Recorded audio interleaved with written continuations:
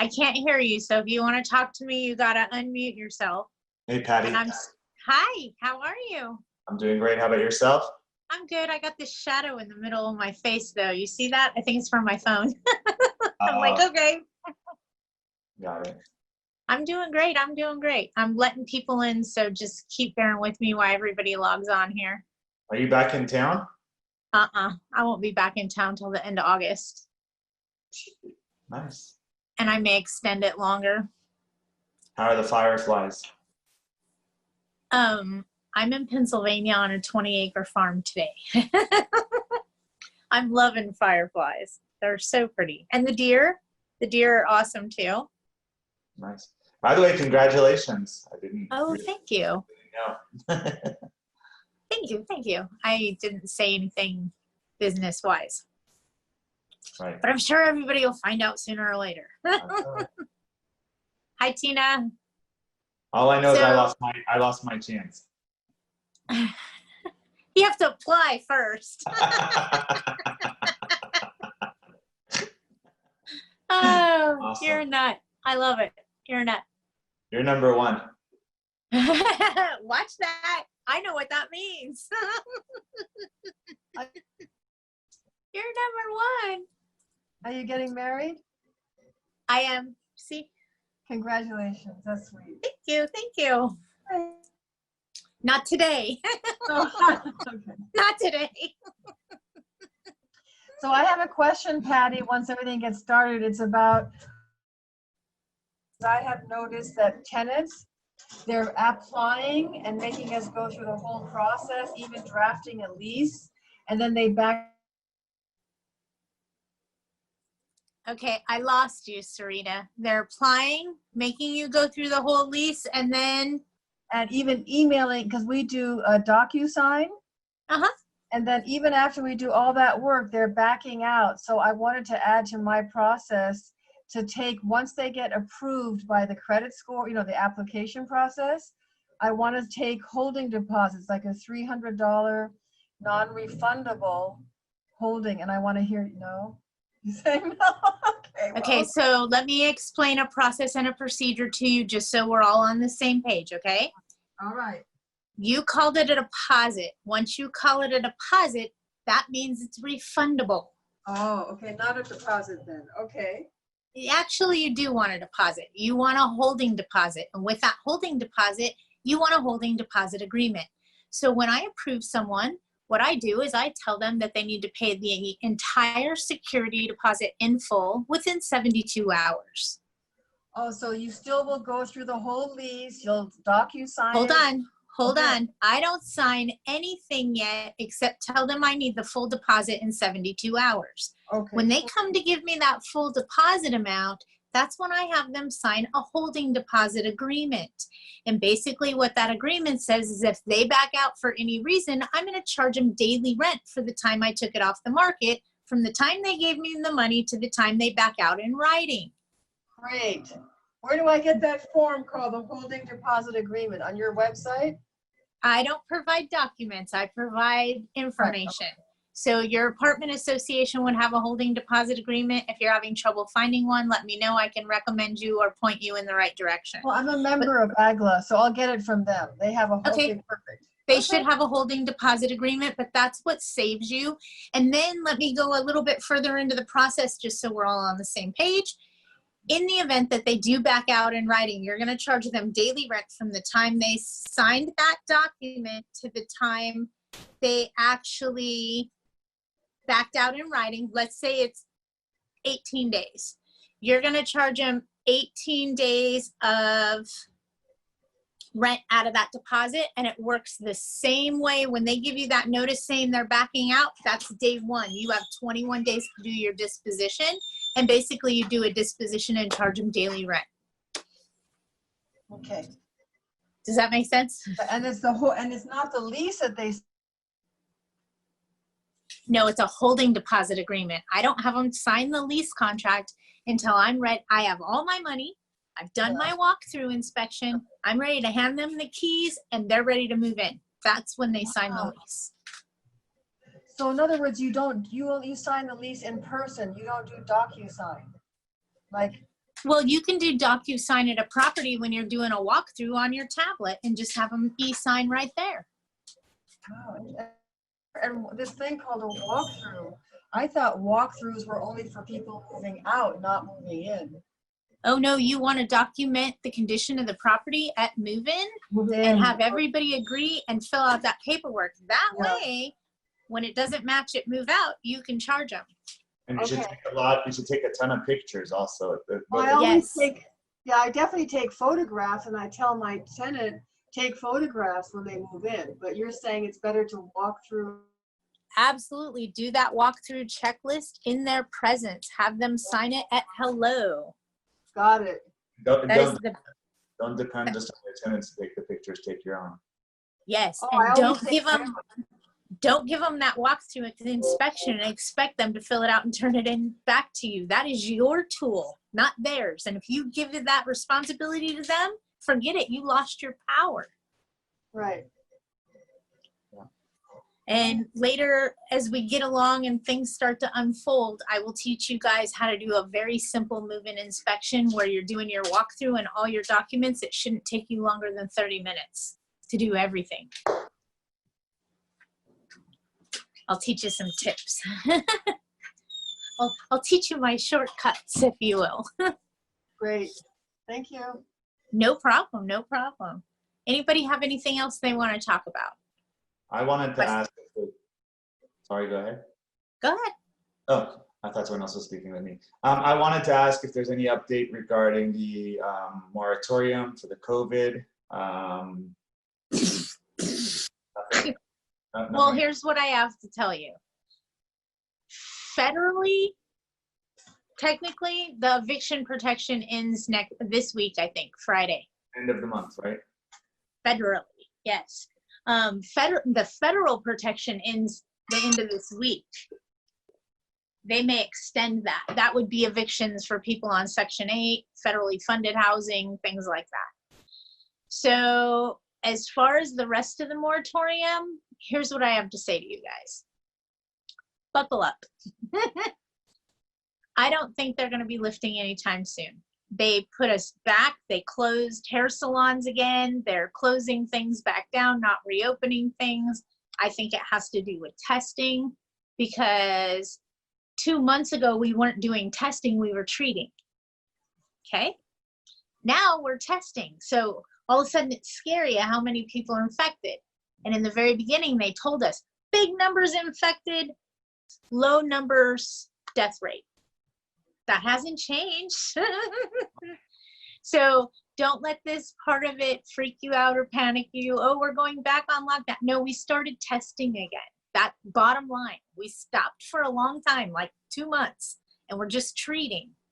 Are our tools, the best tools to use still our lease and our ledger? Absolutely. No side agreements. And these ledgers, like the numbers are growing. I have people who owe $7,000, $8,000.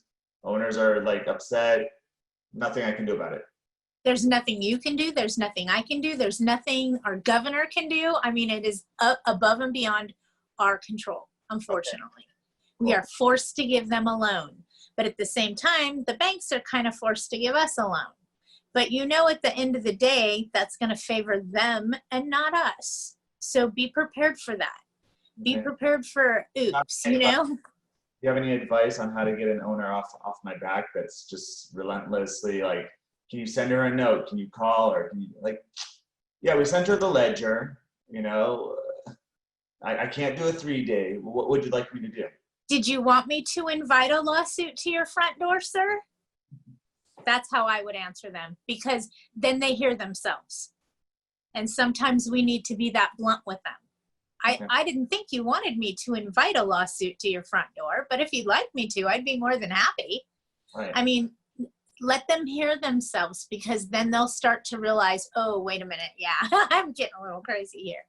I will tell you, and mind you, this is to be said only to licensed real estate agents, licensed brokers, attorneys, or landlords directly. You're going to start utilizing your cash for keys capabilities. And the reason I say real estate agents, real estate brokers, attorneys, and owners directly is technically, to the best of my knowledge, because I'm not an attorney, but I am a real estate broker. So I can tell you that doing a cash for keys offer is a real estate transaction. Okay, with that being said, you either must be a licensed sales agent working under a broker, the owner themselves, or an attorney to negotiate a cash for keys settlement agreement. But I have a feeling we're going to see a lot more of those in the near future, and people are going to steer away from the actual legal process just because it's going to get so scary. I mean, technically, if you could make a deal with your tenant and give them $5,000, Ed, and they owe $15,000 right now, and it's still going to keep adding up, if you could go offer them $5,000 and they vacated for $5,000, wouldn't the owner be cutting their losses? I mean, yes, but they wouldn't be happy about it. But it's still, I understand, but now let's take this to the next level and let's really talk about this. Let's say this goes on until the end of the year. And you guys, I'm not saying it's going to, so don't quote me to that. I'm just giving an example. We'd be looking at what? 9 months of rent? Okay. Now they say, okay, we're going to open the courts for you. Well, we still have to wait 3 more months before we can file an eviction because of the court moratorium. Okay. Once the court's open, they're not taking any new cases for the first 90 days. Hold on. Let me turn that off or it's going to drive me crazy. Sorry, you guys. I am human. I didn't turn off my ringer. Okay. So now we're at 9 months. For 90 days, we can't do an eviction. Okay. So there's 3 more months added on there, but we have to do that COVID rent loan. So we have to wait 6 months before we can evict on that 9 months of rent. If you're in LA, you're going to have to wait 12 months before you can evict for that 9 months of rent. So the reality is, if we're adding 6 months onto 9 months or 12 months onto 9 months, how much is that costing us as a landlord? right. It may be cheaper to give them $10,000. And mind you, we haven't talked about legal expenses, attorney costs. We haven't talked about any of that. Right. We just talked about rent. But Patty, so the question is, I have this specific owner that I'm talking about. We have a 15-unit property, and he says, look, if you let one tenant go without paying, it's going to spread like wildfire, and all the tenants are going to stop paying. And then what do? Do you pay $5,000 to each tenant to leave, times 15? And then you get new tenants who might take advantage of the system also. Nothing we can do about it.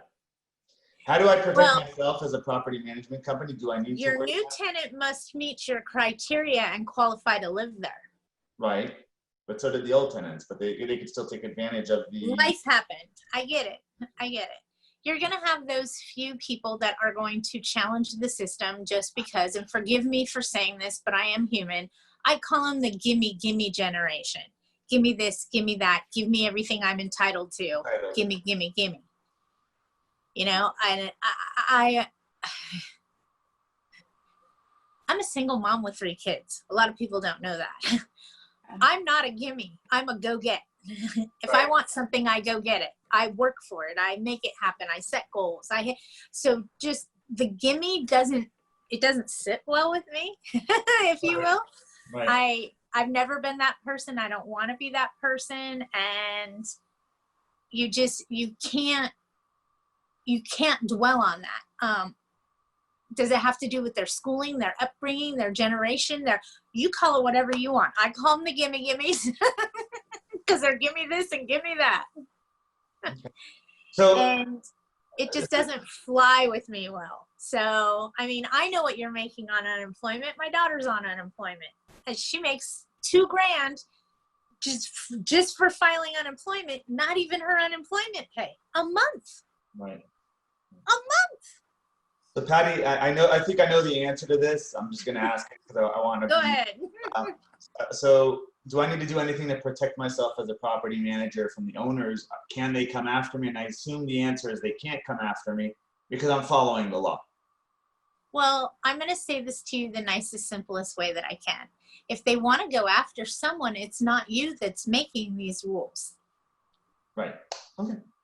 That would be our governor, our president, our mayors. That's where they need, you just need to divert their focus off of you and onto who it really matters. Right. And then I heard a rumor that there's lawsuits going on from that are suing the city, the state, the government for being it's unconstitutional, right? Yes. Why are we forced to give them a loan to pay back rent when our lender is not forced to give us the same loan, the same terms? You know, it's going to be the demise for a lot of people, unfortunately, that weren't prepared for this, didn't plan for this, or thought that this could never happen. And I'll be very honest with you, on all my investment properties, I keep 6 months of payments in the bank. Okay, you know, single mom, I got to be careful where I put my money. But on each one of my investment properties, I have 6 months worth of payments sitting in the bank because I got to be able to float the boat for 6 months.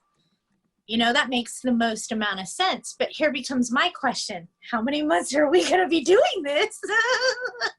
Maybe my 6 month cushion per property wasn't me thinking ahead far enough. You know, maybe going forward in the future, I need to make sure in my reserves, I have a year of payments on each one of my investments before I have rainy day money, so to say. But yeah, it is very uncertain times. It's very scary what's happening. And there are several lawsuits. AGLA's involved in one of them that is suing. Dan Euchelsen's going after him. It's against our constitutional rights. It's not fair. We should be able to say, hey, if you can't pay us, get out. Let's put somebody in here that can. Right. Okay, hold on. Tina's saying something and I didn't catch it all. So let me go back so I could see it. Hi, Patty. My tenants rented my condo in LA for $32.95 since May of 2019. Now they want to ask for a $700 rent reduction. They are now month to month in your rental. What's my advice? New laws only protect the landlords or the tenants and not the landlords. Welcome to California. So let me just say this very quickly. For those of you that have heard it before, I apologize, but it's just so true. We are a pro-tenant state, and I'll tell you why. If you want to run for political office and you want to win, you make the rules for the majority of the voters, right? Here in California, we're 78% tenant occupied. Wow. 78%. So if you want to win the election, who are you going to make the rules for?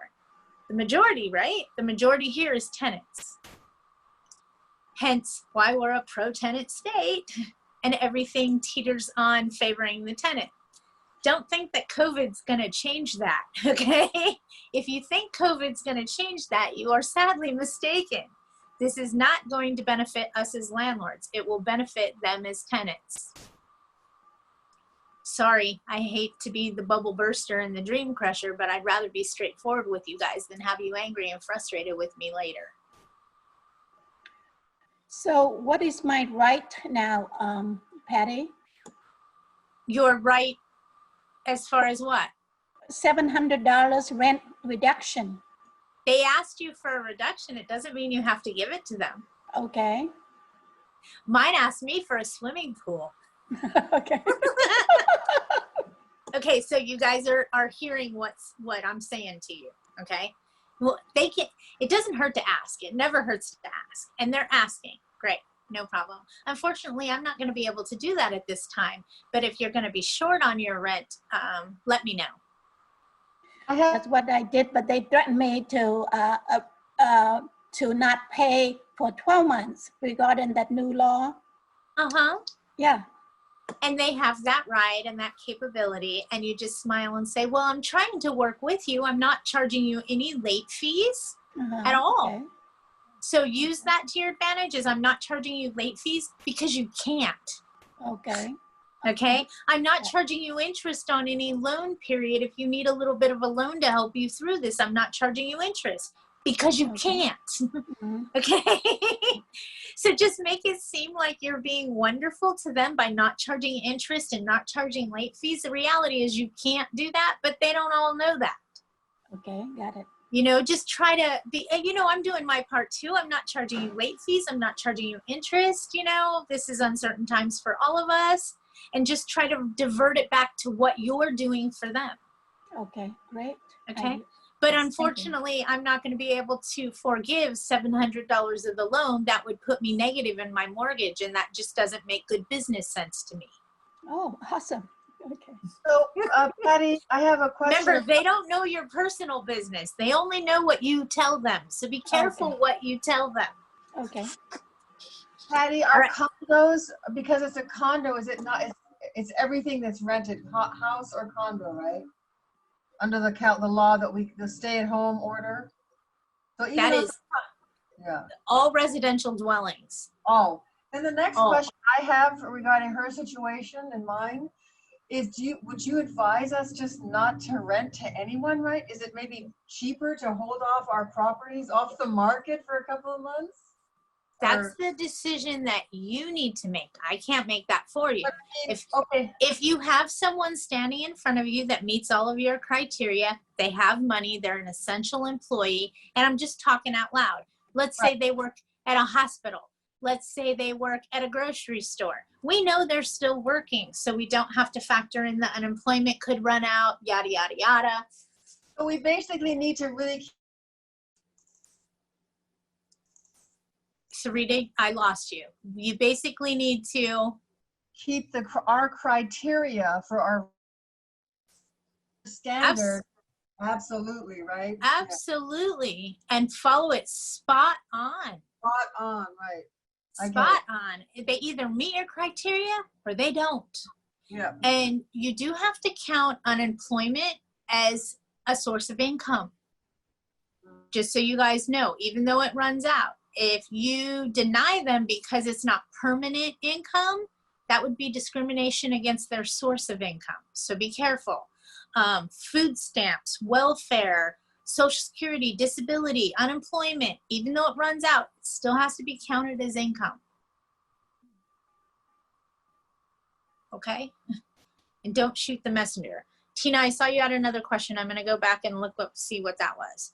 If I want to sell my condo, what is my right to get them out within the next 60 days?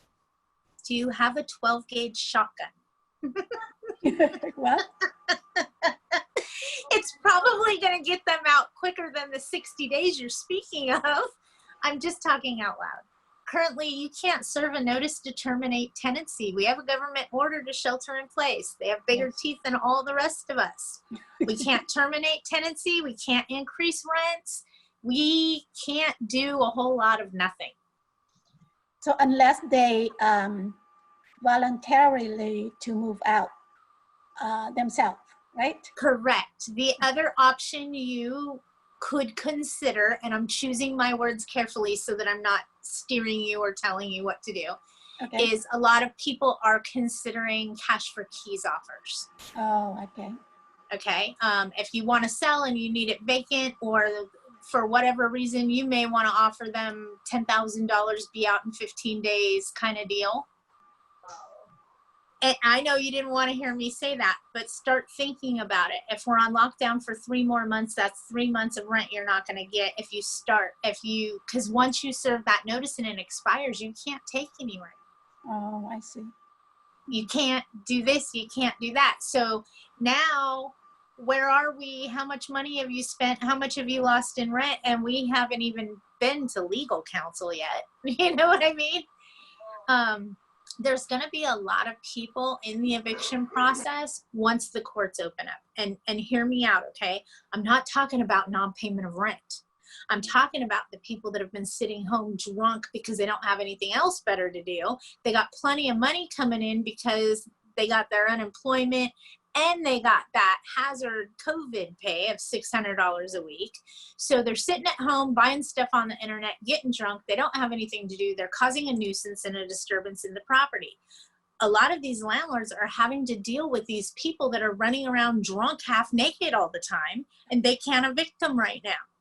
Oh, it's extremely challenging. So that's who's going to hit the courts first. Of course, by then, these people will have gone back to work, corrected their habits, and are going to be battling. So now they're going to be in a court battle over what happened, because they're going to claim, I did it because of COVID. You know, I mean, come on. This is California. We are very pro-tenant here. So at the same time, we need to realize that even once the courts open, they're going to be so inundated with cases, they're not going to be able to keep up. It's just not going to happen. Where we were looking at anywhere from 3 to 6 months for an eviction to take, with how inundated the courts most likely are going to be. Remember, my crystal ball's broken. But we have a lot of people that are evicting for cause, not for non-payment of rent, and they can't right now. They're forced to deal with this. You know, it's just ludicrous, you know? So the courts are going to be inundated in that 3 to 6 month process. You can expect it to double. Just a normal eviction is going to be 6 months, 12 months possibly, depending on how many people all decide to evict at the same time. Is it non-payment of rent cause for eviction? Yes, but not with a COVID rent loan. So how this is going to work is you have to give them a loan from the time they lift us, order to shelter in place. That's the day the loan stops. That's when your time starts. So let's say we're on lockdown. Let's say we're on lockdown for 6 months, okay? And that ends, and I'm just using an example, at the end of this month. They're going to lift us. We're back to normal. If that happens, August 1st, rent is due for August. But the 6 months of rent that we've been holding on to, you have to carry that for anywhere from 6 months to 12 months, depending on what city you're in. Last question. If I wanted to give someone cash for keys, would that, because at least I want them to have. Okay, Sarita, I lost you again. If you want to give someone cash for keys, Will their is it just me, or can you guys hear her? You hear. can't hear her either? No. Okay. Sarita, my volume? I don't know what that is. don't Okay. move. Start talking. If you give someone cash for keys, can you also ding their credit score in some way by saying they breached their lease? No. No. Okay. Basically, you're paying them to go away. It's like a bad breakup, okay? But you just want the other person A divorce. to go away. Divorce. Yes, it is a divorce. Okay, got it. Okay. Simply said, is a divorce. You can't go back after them. You can't poke them in the eye. You're done here, okay? Right. Okay. And you need to be very cautious, and please talk to your legal counsel. I'm not an attorney. But be very cautious on how you approach it, because remember, we have a government order to shelter in place. How are you giving them cash for keys? So it has to be done very gingerly, very gently, and if they go, so does that problem. If they stay and say, I don't want the cash for keys, then you buckle up, you're on the legal road. Right. How do you, if you have them sign a cash for keys agreement, can they later on use that against you and say that you kind of I got a question, okay? If you're there and you're ready to do cash for keys and it's broom swept, they have all their stuff out, you're gonna hand them a check, what do you need in writing? what do I need in writing? Some kind of agreement that they're not going to sue me? Nothing? They can come after you for 4 years on a written contract, 2 years on an oral agreement, statute of limitations. So The reality is, if you're standing there handing them a check, you're done. They're no longer in the unit. You have possession. The keys are in your hand. You're done. Could they still come back and sue you? Absolutely. No matter how much money you give them. Right. They have 4 years is a statute of limitations on a written contract. Okay. Okay, so I always want to tell you guys, oh, they can never. Yes, they can. I'm not going to lie to you. I'm not trying to sugarcoat anything. I'd rather have you know exactly what temperature the water is when you jump in. Right. But you can always be sued for any damn reason. You could go file a lawsuit right now, Ed, against me because you don't like the color of my hair. I knew you were going to It say doesn't, it doesn't mean you're going to win. The court could deem it as a frivolous lawsuit, but they're still going to take your money. They're still going to file that case. They may close it out before it ever goes to trial. Who knows? Is the court ever going to be able to catch up from all the lawsuits that are going to happen because of this COVID? Yes. Did we think they were ever going to get caught up when they went to e-filing? Remember when we went e-filing? I see Richard laughing. He knows. That was a nightmare. Right.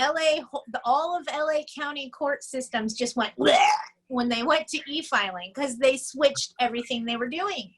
And they didn't have time to train their new employees. And it backlogged that system so badly for like 4 months. Orange County Sheriff was taking 2 months to do a lockout. You guys remember that? So there are times where we're going to see some things get bogged down more than others and other things not so much. It just depends on where the resources are being used. Everybody always asks me, why do we have such a problem with the sheriffs and getting 2 months for a lockout, 3 months for a lockout date just from the sheriff? You have to stop and explain. Remember those fires we had in Northern California? They took all those deputies up there to help keep the peace and froze what they were doing here for us.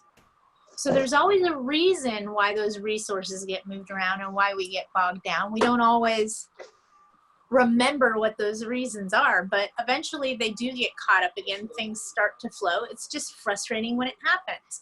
You want to talk about frustrating? I have an owner in a really bad eviction, really bad. Eviction lasted 11 months, and cost her almost $11,000 to litigate. Legal expenses, okay? 2 days away from the sheriff lockout, we go on COVID lockdown. The tenant moved out the day before COVID lockdown. The owner didn't know to go change the locks and secure the property. They were waiting for the sheriff to do everything. Bam, COVID happens, tenant moves back in. Ouch. And they call me at least once a week. Can I do anything yet? Nope. Wow. Ouch. Ouch. So just so you guys know, if your tenants ever abandon the property in the midst of all of that, you can change the locks, take possession, and put a note on the door saying, if you're trying to gain entry, please contact. And if the tenant calls you and says, I want my unit, you better give them the key and let them in, okay? Until the sheriff comes, you don't have legal possession in an eviction. So just something to think about. But you can go out there and change the locks and put up a love note. Chances are they don't come back. In fact, I've never had them come back. We actually just had that happen a couple of days ago. Yeah? One of our tenants who didn't pay moved out. We're like, great. Hey, sometimes the trash takes itself out. Not always. We still need to be creative. We still need to be extremely mindful of what we say. We need to know that the system is against us. Nothing's changed, okay? It always has been. There are people out there that are diligently fighting for us to make sure that we get what's right too. Not being the gimmies, but just how about not communism? Because it's kind of what this is feeling like right about now is communism. What is your source? What is the primary source to find all the updates about all these things? Your apartment association should keep you relatively updated. I know AGLA, AACSC, AIC, I could go on forever and ever, NARPM, they're always posting new articles. Your legal counsel should be keeping you abreast to all of this as well.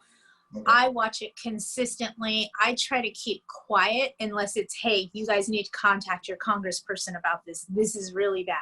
Or, hey, you know, you guys, this is what's coming at us. We need to be prepared for it. So I try not to feed off the little idiosyncrasies that are coming at us, but more focus on the big, that's really going to be impactful. So just so everybody knows, and you guys all need to stay up to date, it should be on our ballot here in November. They are trying to alter Prop 10, which we lost, or they lost a couple years back, and then they gave us the statewide initiative. They're back. They want to do vacancy decontrol and a few other things to us, so be mindful of that. I believe it's Prop 21 on your ballot in November, but it's nasty, folks. It's nasty. So we want to vote against that, okay? Just so everybody knows, and there'll be all kinds of hype before voting, I promise you, because I will remind you, tell everyone you know. Because we don't need vacancy decontrol throughout the state. That's just not. Everybody'd live in a cesspool. Okay, hold on, Tina, I see you have another question. Let me pull that up. So even my tenants are month-to-month rental now. Do I have any rights in this pandemic? Yes, you have a right to continue to rent to them. Oh my gosh. Okay. That's your right. You can't charge any late fees. You can't charge any interest or fees for doing this COVID rent loan. Right now our hands are tied for evictions, so that's becoming extremely difficult for us as well, even those ones that are really bad. And again, if you have something like that going on at your property, contact your legal counsel. They do have a way of doing some restraining order stuff right now. They got their ways of making some things happen, but it's minimal for us, you guys. It's got to be really bad, and I mean really bad. You have no idea what I've been dealing with in the past months on the bad side. It's bad. I even told an on-site manager, can't you just handcuff him to a pole while he's naked and cover him up with a sheet? He's running through Patty, the apartment. He's running. This It might be couple, exciting later, you know. Hey. yeah. You know, Patty, this couple, she is a doctor and he's self-employed, and they Okay. make good money, but I think they are taking advantage of this COVID-19 and trying to, you know. Okay, so we've already figured out early on in this, within the first 3 months, that 5% of all of our tenants are just going to test their rights. Okay. Okay, so if only 5% of our tenants stop paying rent, we have to go through all these special hoops and learn all these new laws for this new pandemic thing. 5%, with 95% of our book of business functioning as normal, we should be able to survive. And I'll be blatantly honest with you, you should be able to function at 70%. Okay. If you can function at 70% and still survive, you're doing it real good, okay? Okay, thank you. Patty, we can't even require them to submit proof that they're affected by COVID because everybody's affected by COVID, right? Bingo. Who isn't affected? I mean, technically, they first put it in the original moratorium that they had to prove it. When they extended it, they removed that provision because landlords were banging on doors saying, show me your bank account. It doesn't work like that. You can't ask to see their personal financial records. That's an invasion of their privacy. Whoa. So they removed that for both the other extensions so that that would stop. And the reality is, every single one of us has been affected in some capacity, in some way, shape, or form. And what's the rule statistically in California? That you have to prove how you've been affected or that you've been affected. Been affected. It's a big word. It goes of that. I was affected. I had to wear a mask inside the store.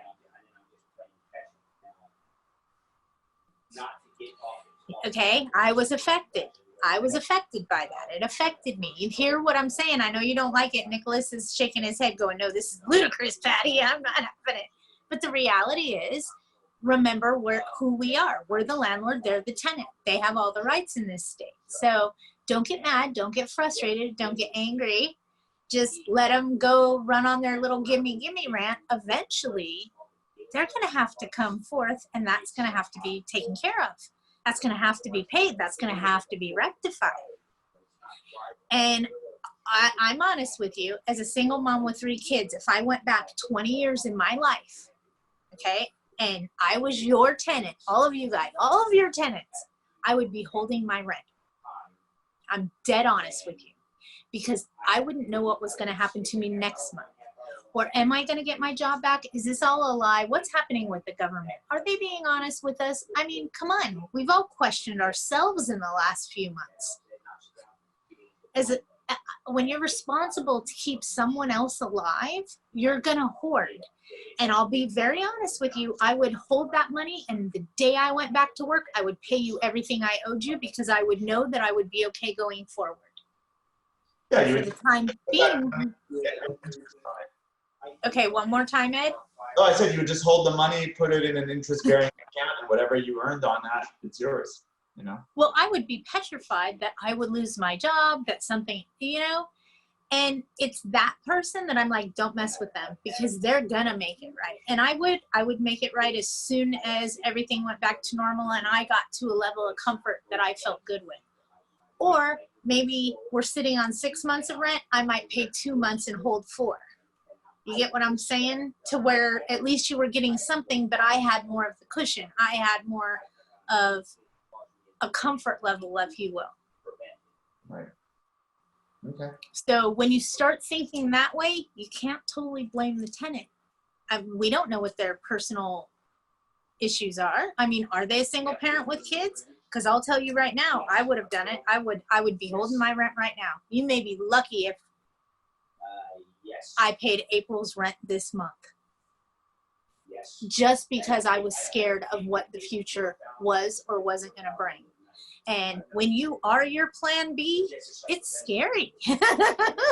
When you fully become an adult and you are your plan B and nobody's going to help you but you, it's a very scary time. I mean, you have to be very certain of every move you make, because if you mess up, it could be detrimental to your whole livelihood. Yes, and as I said, so you can't completely blame these tenants for holding back. I mean, remember, they're tenants. They're not even homeowners like you are. So they could be cautious in that era. They could fear that they're not going to get their job back. Let's take somebody that's a head chef in a restaurant. What if that restaurant never reopens? I'm still getting headaches. I mean, China's saying that they've had the worst economy since 1970s. Buckle up, you guys. This is going to get worse. Do you have any good news whatsoever? Yes, I do. So all of you are members on Widgets Way, right? Right? Because you're here with me today. So I'm doing a webinar next Wednesday at noon. So just like our Wednesdays with Widget, but I'm doing crisis control free for all my members. Oh, so I'm giving the big class on how to deal with a fire, what questions to ask, how to deal with a flood, a drug raid, a SWAT team raid, death in a unit. You guys, I've been through all of it, raked over it, backed over it, and then thrown back in the fire again. So let's get in there. Let's talk about the best way to handle these things, what to do, and more importantly, what not to do, because those sometimes are the best lessons we could learn. But that's all coming to you guys free. You just got to sign up. That's going to be next Wednesday at noon, and we will get into depth with crisis control. And people tell me, oh, yeah, I don't need crisis. So you know what to do in a unit? You know who to give the keys to and who not to give the keys to? Do you know that even though your tenant died, their lease didn't? I mean, there's a lot of rules that go around with a death in a unit that you have to be extremely cautious with. Like, I'll give you a great example. This actually happened to me, so I watched it all unfold. Brother dies, sister shows up and says, yeah, just give me the key. I'll go in, I'll clean all this stuff out. We'll get out of there as quick as we can. We're so sorry, blah, blah, blah. I don't give her the key. She breaks into the unit. Thank God, because it's what saved my butt. Okay. And it ended up being theft, because the sister was not his next of kin. And she cleared out all of his things. If you would have been the one that provided the key, would you have been aiding and abetting in a crime? So I'm going to teach you guys what I know so that it helps benefit you to the best of your ability. I mean, the reality is we hear You're gonna go clean the unit out? That's great. Because that's what we need. But it's not worth the expense. It's not worth the expense. So we'll go into detail on how to deal with the death in a unit, who you need to notify, who's going to be contacting you, who you can talk to, who you can't talk to, yada, yada, yada. So, and all, a death in a unit, some people say, oh yeah, that'll never happen to me. It happens more than you think. We're all going to die one day, unfortunately. None of us are going to make it off this planet alive. Someone is going to have to deal with it. So just saying, it is a really important tool to have, because if you do the wrong thing, it could be bad all the way around, all the way around. Also with disclosures, if disclosing a death in a unit, how that affects you, what you need to tell them, does it have to be in writing? So we're going to get into all those details and all those questions everybody has. And it should be lengthy. I'm going to guess that it's going to be at least 2 hours on Wednesday. So just prepare 2 hours. I know it's a lot, but I also know you guys are going to have questions like, wait, Patty, can you do this? Can you do this? And it's hard because, and I went round and round with attorneys and other property managers, and I think one of my friends explained it best. She said, Patty, you could explain 10 different scenarios to your clients, but the 11th scenario is what's going to actually happen to them. I'm like, you know what? You're right. So I'll try to get into as much detail as I can, but remember, when it comes to certain things, each case is unique and you have to treat it as such. Okay? Anybody have any other questions or anything for me? And everybody's going to sign up for next Wednesday. Crisis control free for you guys. No charge. See how I did that? I'm going to work on doing that more for you. Got some new classes coming forward where we're going to get into depth in the process and procedure. Like you were talking about today with your holding deposit agreement and doing a dispo when they back out in writing. So now you have 21 days to figure out how much rent they owe and give them their money back. So just more things in detail on process and procedure as we go forward, and my tips and tricks in the industry. Why should you guys spend your blood, sweat, and tears when you could borrow mine? Okay. Anybody have anything else?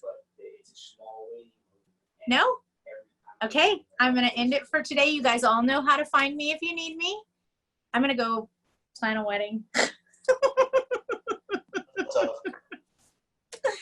All right, you guys have a great day. And if you need me, please feel free to reach out. I'm here for you. And I will see you next week. No charge to you guys. Don't forget that. PRC is going to sponsor, I believe, and we may have another sponsor as well. And mind you, if I'm bringing you a sponsor, it's somebody that I use. So if that helps, you can already know their licensing is up to date, their insurance is up to date, because I don't use anybody that's not. So just something else to think about when you're hearing the people talk, especially if I'm providing them. I know of their service, just saying. I don't use somebody I've never heard of, used. I wouldn't do that to you guys. That's not why I'm here. I'm here to help share my knowledge, not make it a problem. All right, you guys have a great week, and I'll see you next Wednesday. Bye-bye. Thank you, Patty. Bye, everybody. Stay safe and wear your mask. Bye.